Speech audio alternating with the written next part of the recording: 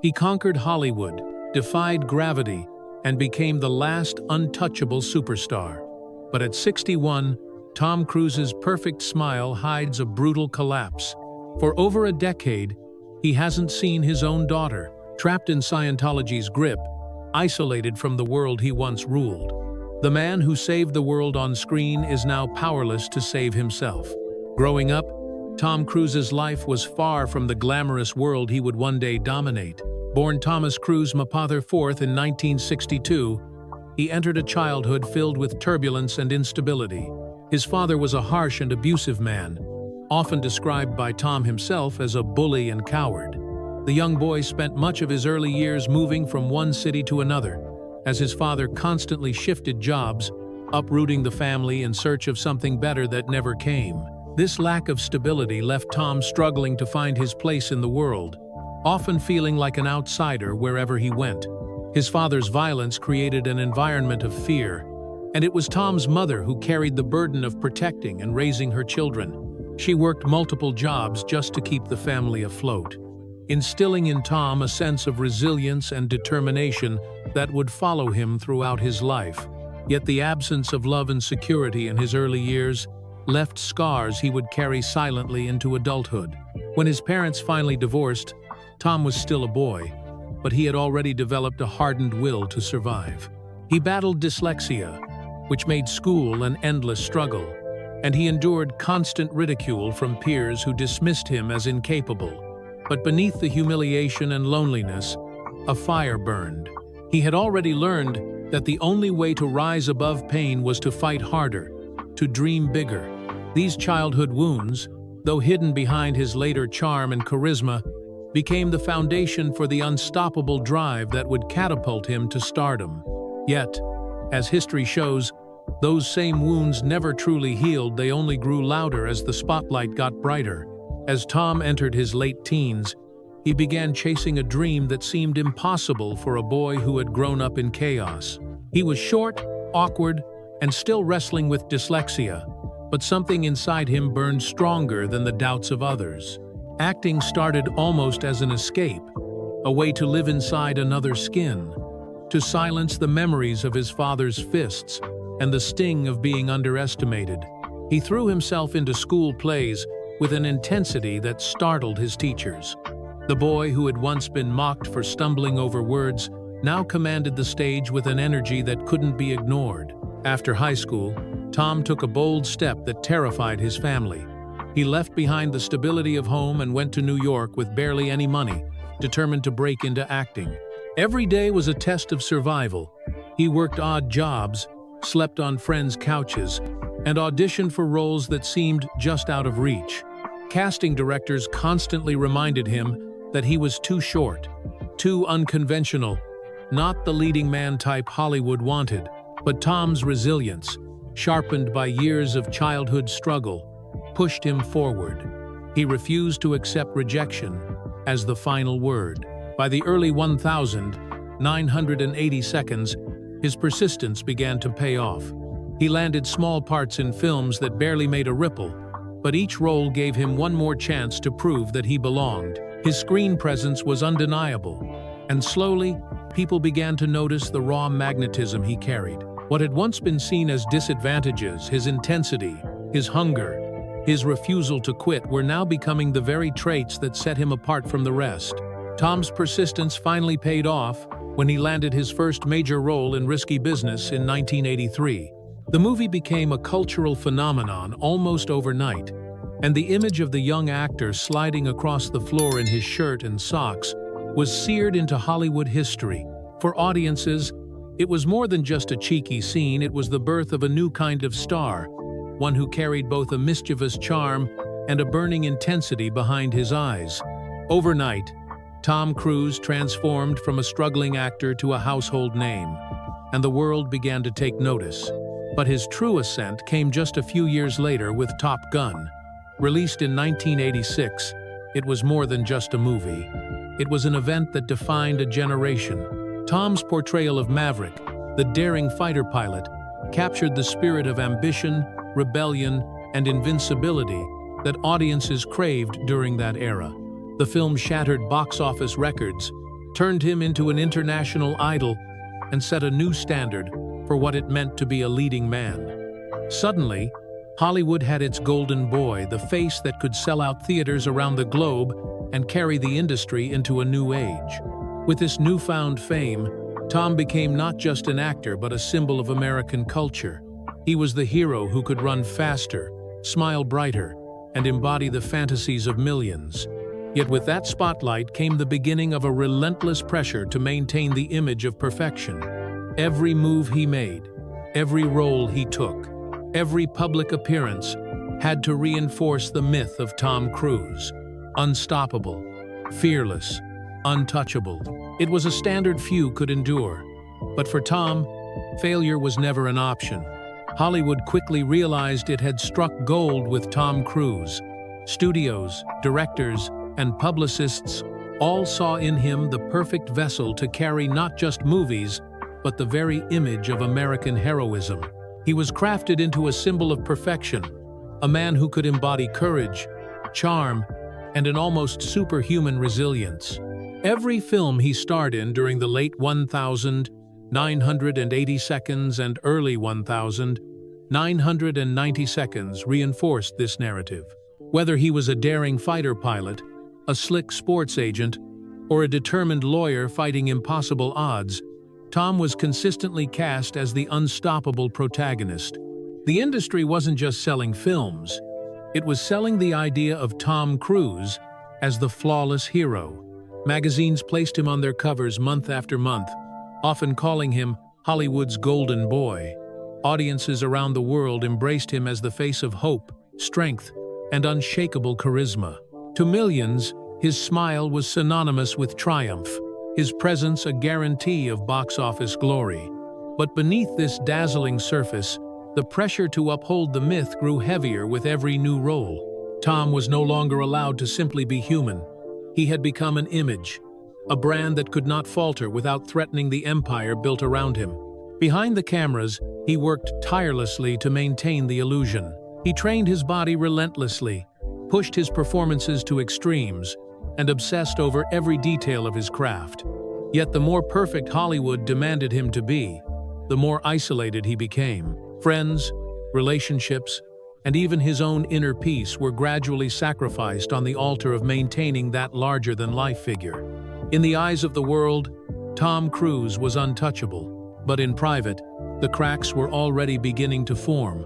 As his career soared, Tom Cruise's personal life became just as much a spectacle as his films.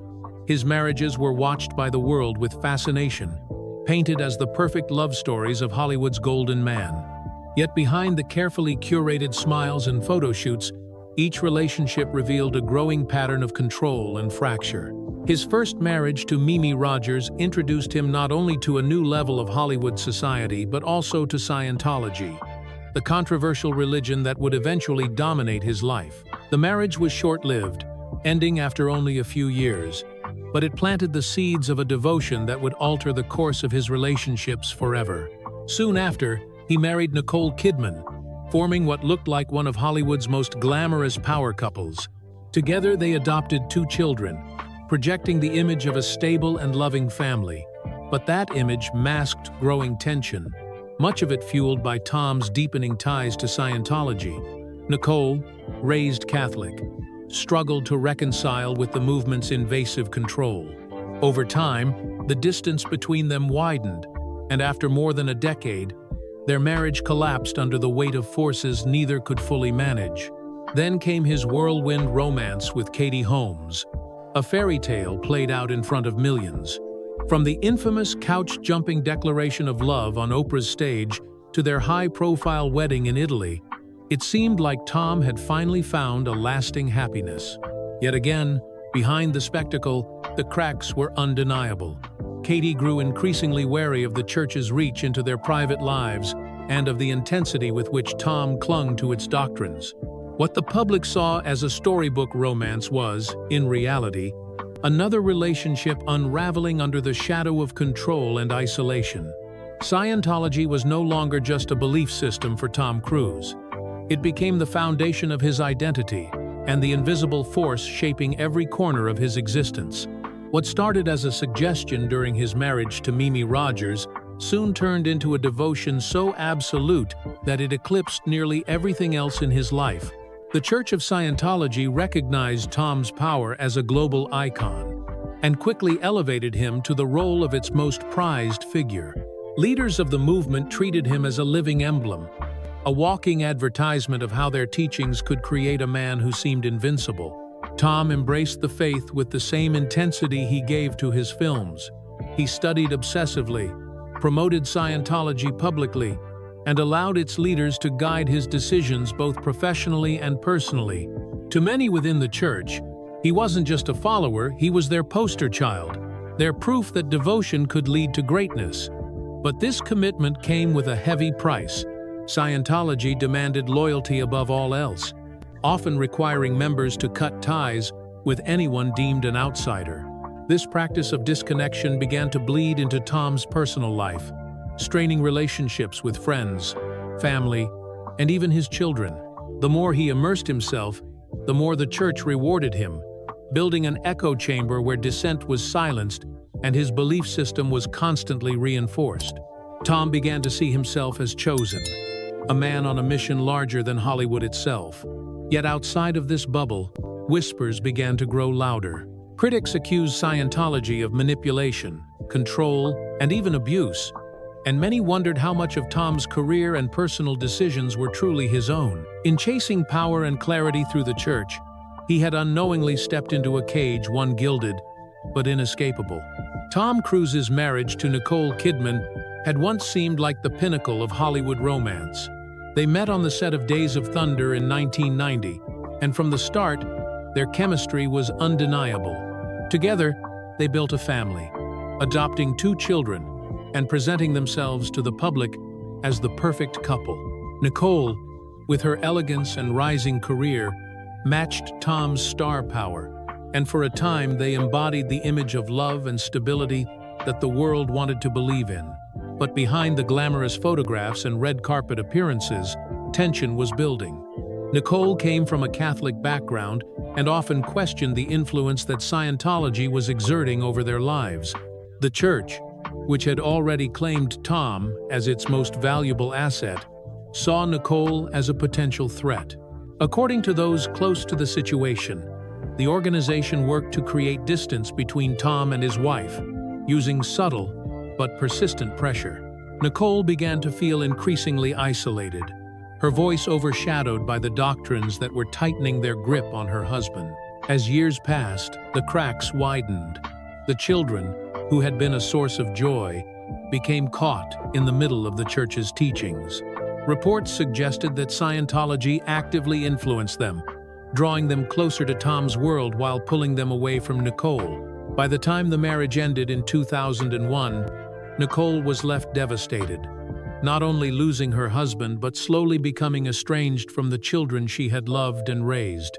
For Tom, the divorce marked another turning point. Rather than pulling away from Scientology after the collapse of his family, he sank deeper into its control, convinced that it was guiding him towards strength and clarity. What he lost in love, he replaced with loyalty to a faith that would eventually dictate the course of his entire personal life. While his marriage to Nicole Kidman was collapsing, Tom Cruise's career was reaching a new height with the launch of the Mission Impossible franchise in 1996. The film was not only a box office triumph but also a turning point. Establishing Tom as more than just a leading man, he became a producer, a visionary who had the power to shape his own destiny on screen. The success of the franchise placed him among the most bankable stars in Hollywood, capable of carrying billion-dollar projects on his shoulders. Yet this professional high came with an invisible shadow. The more successful Tom became, the more isolated he grew in his private life. Friends noticed his increasing dependence on Scientology, which now dictated the rhythm of his days and the people he allowed close to him. The organization celebrated his triumphs, presenting him as proof of its power, while simultaneously tightening its grip on his relationships. It was as if his professional rise and his personal decline were happening in parallel, feeding off each other. The irony was unmistakable. On screen, Tom was the unstoppable hero, racing against time, dodging death, and always finding a way to win. Off-screen, however, the walls were closing in. His divorce from Nicole had left emotional scars, and his children were being pulled further into Scientology's orbit, leaving him distanced from the family life he once longed for. The public, dazzled by his stunts and relentless work ethic, saw only a man at the peak of his career. They could not see the loneliness that haunted him after the cameras stopped rolling, nor the spiritual cage that was slowly locking him inside. When Tom Cruise began his relationship with Katie Holmes in the mid-2000 seconds, it looked like the rebirth of a Hollywood fairy tale. Katie, a young actress who had once gushed that she dreamed of marrying Tom Cruise, seemed to embody innocence and admiration. The media devoured every moment of their romance, from their first public appearances together to Tom's infamous leap onto Oprah Winfrey's couch, shouting his love to the world. For fans, it was spectacle and sincerity rolled into one, and for a brief period it appeared that Tom had found true happiness after years of personal upheaval. Their wedding in 2006 was nothing short of a media event, held in a lavish Italian castle. It was covered by press across the globe and attended by celebrities and church leaders alike. To the outside world, it was a symbol of triumph, a man who had conquered both Hollywood and his own heart. But behind the grandeur, Katie was already beginning to feel the intensity of Tom's devotion to Scientology. The church's involvement in their daily lives was immediate and pervasive, guiding decisions about family, parenting, and even the people they could or could not trust. Katie, who had entered the relationship wide-eyed and hopeful, soon found herself surrounded by a system she could not fully understand and never truly control. While Tom celebrated her as the love of his life, the subtle but constant oversight of the church created an undercurrent of unease. To the public, the couple still sparkled, their smiles wide and their love story packaged as the ultimate Hollywood romance. But in private, Katie felt the walls pressing in, realizing that her life was becoming less her own and more an extension of Tom's carefully guarded world. The birth of Suri Cruise in April 2006 should have been the crowning moment of Tom Cruise's personal life. After years of living under the weight of Hollywood myths and Scientology's demands, here was something pure, a daughter whose very existence seemed to soften the hard edges of his life. Photographs of Tom cradling the infant-filled magazine covers, and for a moment, the public glimpsed a side of him rarely seen, vulnerable, tender, completely disarmed by fatherhood. To many, Suri was not just a child but a symbol of redemption, proof that even Hollywood's most untouchable star longed for simple human joy. For Tom, Suri's arrival appeared to change everything. He spoke with unguarded pride about her, describing her as extraordinary and beautiful beyond words. She became the center of his world, and for a time, his image as both a superstar and a devoted father merged seamlessly. Katie Holmes, too, seemed to glow in those early months, as if the birth of their daughter had sealed the fairy tale they had promised the world. Yet beneath the photographs and public appearances, the pressures of Scientology loomed over the new family. Reports suggested the church monitored their parenting, influencing decisions that Katie found unsettling. Friends quietly noted that Katie's once radiant smile was beginning to falter, her independence shrinking in the face of the constant presence of Tom's faith. While Suri brought Tom unparalleled joy, she also became the silent battleground between a father deeply loyal to his religion and a mother desperate to shield her daughter from its grip. The world saw a doting father, proudly carrying his child through airports and red carpets, but behind closed doors, storm clouds were gathering. What should have been the start of a lifelong bond would, within a few short years, become one of the deepest wounds of Tom Cruise's life. In June 2012, the fairy tale that had once captivated the world came crashing down. Katie Holmes, after years of silence and carefully guarded appearances, filed for divorce from Tom Cruise, in a move that stunned not only Hollywood but also Tom himself. The announcement was abrupt, unexpected, and executed with remarkable precision. Reports later revealed that Katie had planned her departure in secret, orchestrating every step to ensure both her safety and the safety of her daughter. It was less a breakup than an escape. The speed of the proceedings was unprecedented. Within weeks, the divorce was finalized, with Katie receiving full custody of Suri. For the public, the shock lay not only in the sudden collapse of a high-profile marriage, but also in the stark image of Tom Cruise, one of the most powerful men in Hollywood, left blindsided and powerless. Speculation immediately centered on Scientology, with many believing that Katie's urgent move was a direct attempt to shield Suri from the church's influence. For Tom, the divorce was more than a personal heartbreak. It was a public humiliation. The man who had always been in control on screen now seemed caught off guard in real life. He later admitted in interviews that he did not see it coming, a rare acknowledgement of vulnerability that contrasted sharply with the unshakable persona he had spent decades cultivating. To lose his wife was one blow, but to lose daily contact with his daughter was a wound that would never fully heal. What began as a love story celebrated by millions ended in a moment that exposed the fragile foundation of Tom's private life. Hollywood's eternal hero, so adept at defying impossible odds in film, had been defeated in his own home by forces he could neither predict nor prevent. After the divorce, Tom Cruise's relationship with his daughter Suri faded into a silence that shocked the world. Once seen proudly carrying her through airports and smiling as photographers swarmed, Tom all but disappeared from her life.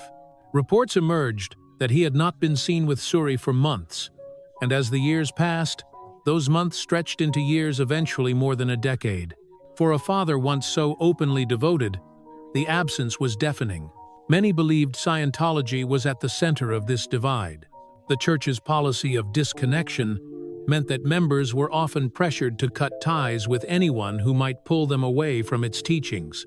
While Tom never publicly admitted to being forced into such a choice, the results were painfully clear. He continued to be celebrated by the church, their most famous disciple, while his daughter grew up largely without him.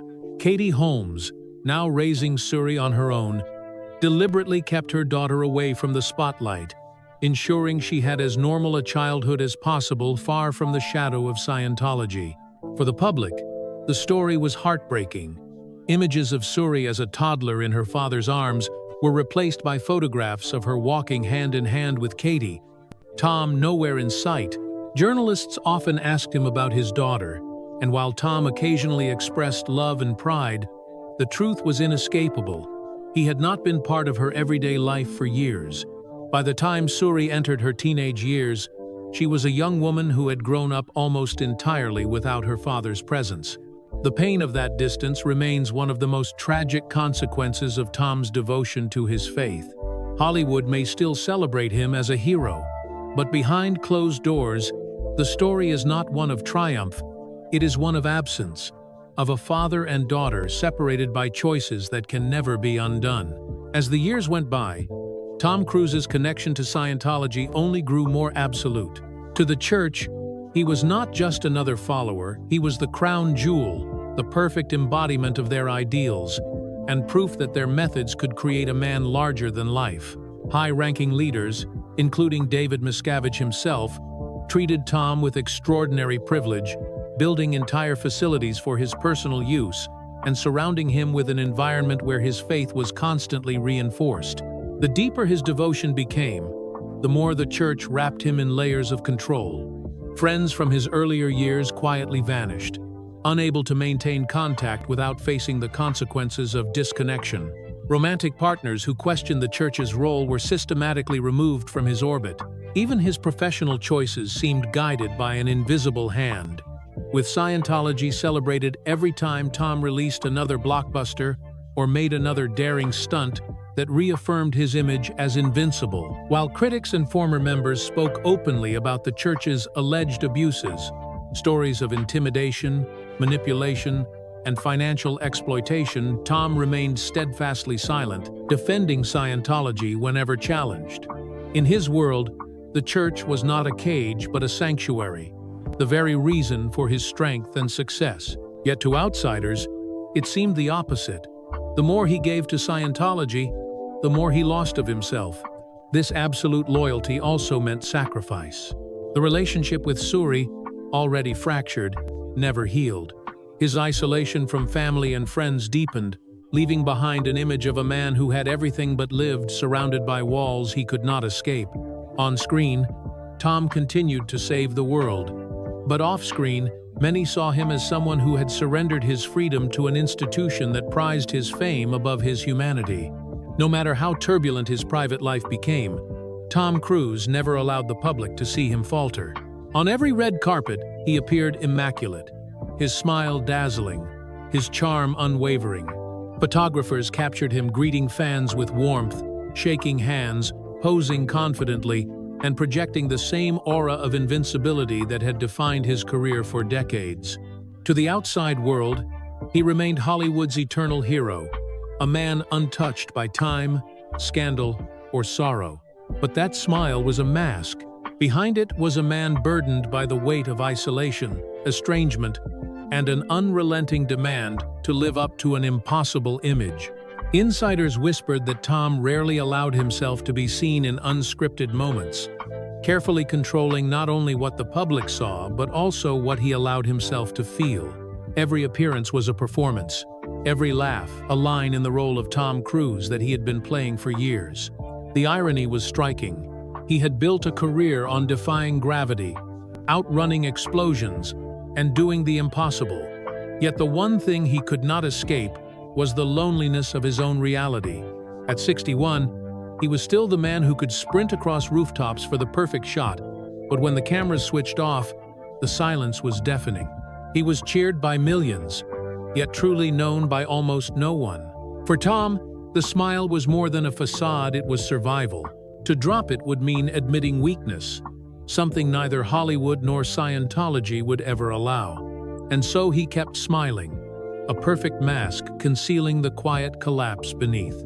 As Hollywood evolved and many of its brightest stars faded, Tom Cruise remained standing as one of the last true superstars. He was the rare actor who could still guarantee a global box office hit, the kind of figure studios once relied on, but who had all but vanished in the age of franchises and superhero ensembles. Each new mission, impossible installment or daring stunt, reminded audiences why he was different, why his name alone still carried the weight of an era long gone. To his fans, he embodied endurance and discipline, proof that dedication could outlast time itself. While younger actors came and went, Tom's presence never wavered. He trained relentlessly, demanded perfection from himself, and pushed his body beyond limits most men half his age would not attempt. The industry hailed him as a living legend, the last guardian of old Hollywood's golden standard. But this triumph carried a hidden cost. To preserve the image of the indestructible hero, Tom had sacrificed nearly everything else.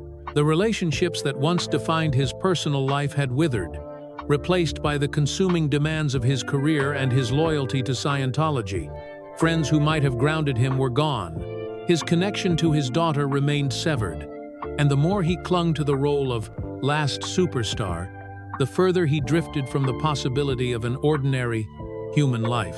In many ways, Tom had become exactly what Hollywood wanted, a larger-than-life figure who could embody hope and spectacle. Yet in achieving that, he also became untouchable in another sense, unreachable, isolated, trapped behind the armor of perfection he had built so carefully. To the world, he was immortal. To himself, he was alone. Beneath the dazzling premieres and the billion-dollar franchises, Tom Cruise's life carried a silence that spoke louder than any standing ovation. His collapse was not the kind marked by scandalous headlines or dramatic public breakdowns. It was quieter, more haunting, a slow unraveling hidden behind the glow of Hollywood lights. Those closest to him described a man who lived in near total isolation, surrounded by layers of protection, assistance, and the ever-present influence of Scientology. For all his fame, Tom's circle had become smaller and smaller, until genuine intimacy was almost impossible. The estrangement from his daughter Suri became the most painful emblem of this collapse. Years slipped by without him present in her daily life. Birthdays passed without his attendance. milestones celebrated without his presence. To outsiders, it was unthinkable that one of the most powerful men in the industry could be absent from something so profoundly human. Yet this was the hidden cost of his allegiance, a choice that bound him tighter to the church while severing ties to the child he once adored. Even his extraordinary career, which had long been his refuge, began to feel like another kind of prison. Each daring stunt, each new blockbuster, while thrilling for audiences, reinforced the expectation that Tom must forever be the invincible hero. The line between the character he played and the man he truly was blurred until the two were almost indistinguishable. And behind the perfection, behind the rehearsed laughter and red carpet smiles, the truth remained.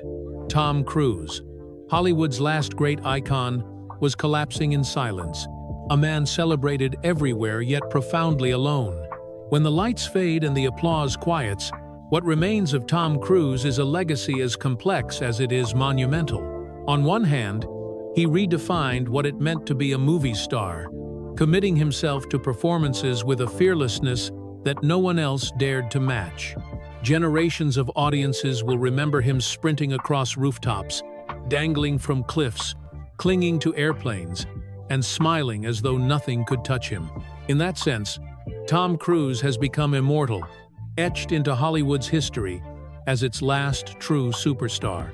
Yet the price of that immortality is staggering. Behind the unforgettable roles lies a man who gave up nearly all traces of an ordinary life. His relationships fractured, his daughter grew up without him, and his devotion to Scientology created barriers that few could ever cross. The smile that charmed millions doubled as a shield, protecting him from a world he could no longer fully connect with.